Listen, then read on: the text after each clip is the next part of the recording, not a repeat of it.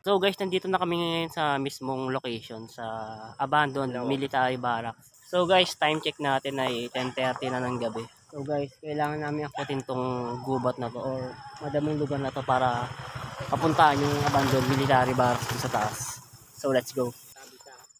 Magdabi po. So guys, kailangan namin dumaan sa itong masukal na daanan na to para puntahan yung abandoned military barracks. Dalawa lang kami ngayon dito.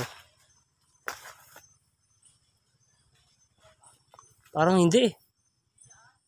Parang hindi rito guys.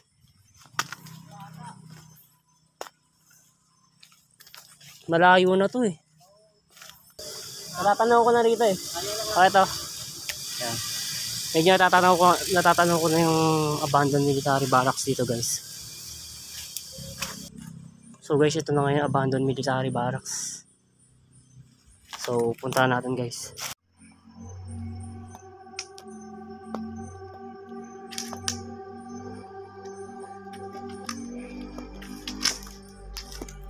So guys, doon tayo mag-i-start sa dulo.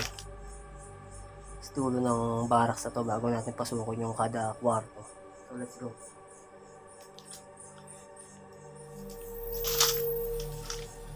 Medyo masukal lang talaga yung lugar dito guys. Tsaka mapuno. Papansin nyo yung mga yero. Bagsak na yung mga yero dito. Dahil sabi 1970 pero ito na abandon. At yung caretaker dito ay namatay daw.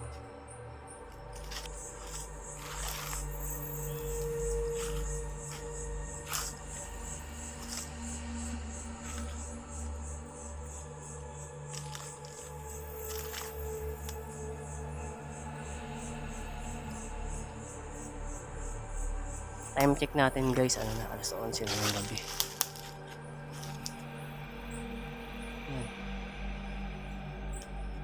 Pakinggan nyo guys. Parang mayroong ano eh. May umuungol na babae. Baka ibon lang. So tuloy tayo dito sa dulo.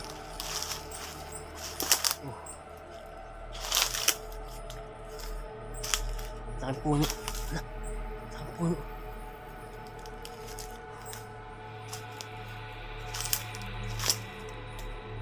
Yung mga yero dito, kalat-kalat na guys ah. Saka bulok-bulok na rin.